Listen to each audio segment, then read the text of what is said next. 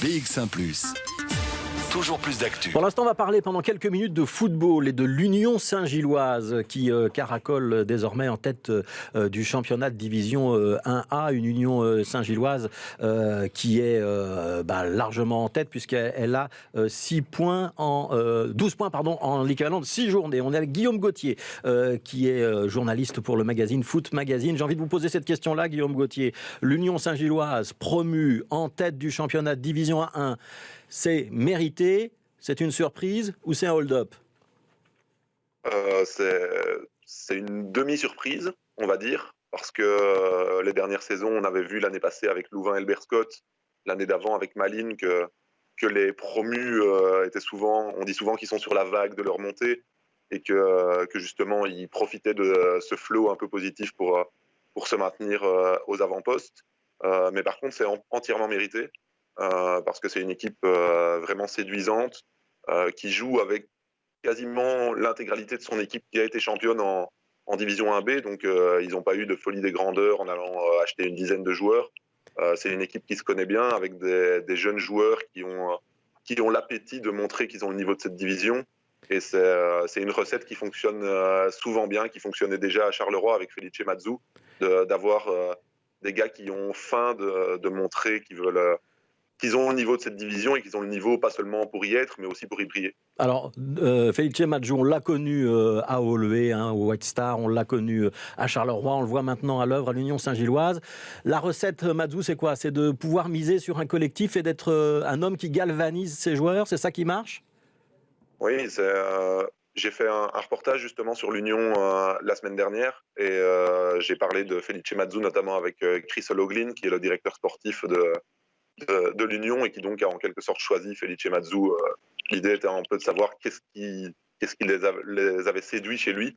Et ils ont dit qu'évidemment, tactiquement, c'était un entraîneur qui avait beaucoup de qualités, mais que sa grande force, c'était d'être un meneur d'hommes et de savoir fédérer un groupe autour d'un objectif commun, qui est très important avec le noyau de l'Union, où on a des joueurs danois, des Allemands, des Belges.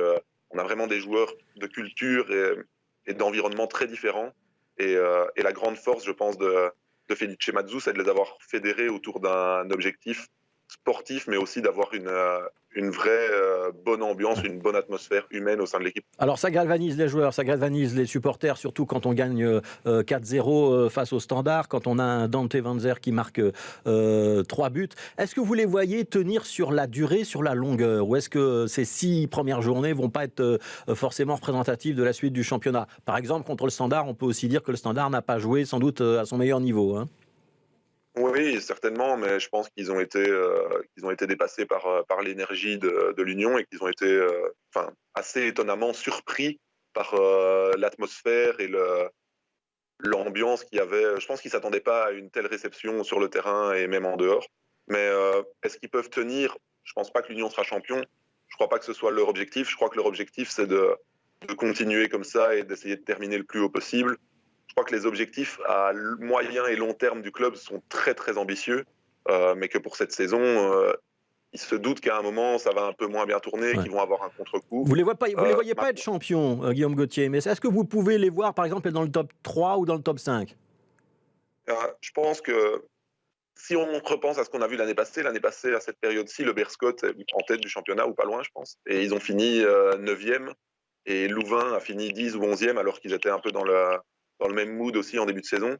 Donc je pense que si l'Union parvient à accrocher les playoffs 2, donc entre la 5e et la 8e place, ce serait déjà une grande réussite.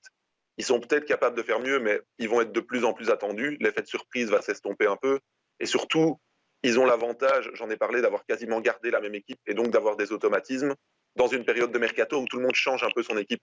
Donc les grosses cylindrées vont normalement se mettre à accélérer un peu plus, et là ça devrait rééquilibrer les forces plus tard. Mais je pense que même terminer dans les playoffs, que ce soit les playoffs 2, les playoffs 1, ce serait encore mieux évidemment, ce serait déjà une très belle réussite pour un promu. Alors un mot sur l'autre club bruxellois, le RSA. Donc pour l'instant l'Union est en tête du championnat avec 1 point d'avance sur Eupen et le FC Bruges. Anderlecht était à la 12e place.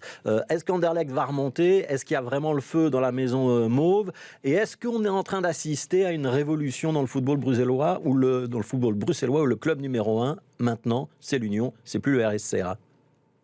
Je je pense que Anderlecht est justement, comme j'en parlais, contrairement à l'Union qui a pu garder la même équipe et donc les mêmes principes de jeu, Anderlecht a perdu deux joueurs très très importants qui étaient Albert Sambi Lokonga et Lucas Nmecha, qui étaient sans doute les deux joueurs le plus importants pour la manière dont Anderlecht jouait. Et donc, ils doivent un peu tout recréer dans leur style de jeu, avec énormément de nouveaux joueurs qui sont arrivés. Ça prend un peu de temps et donc malheureusement, ça a sans doute coûté une élimination en Coupe d'Europe.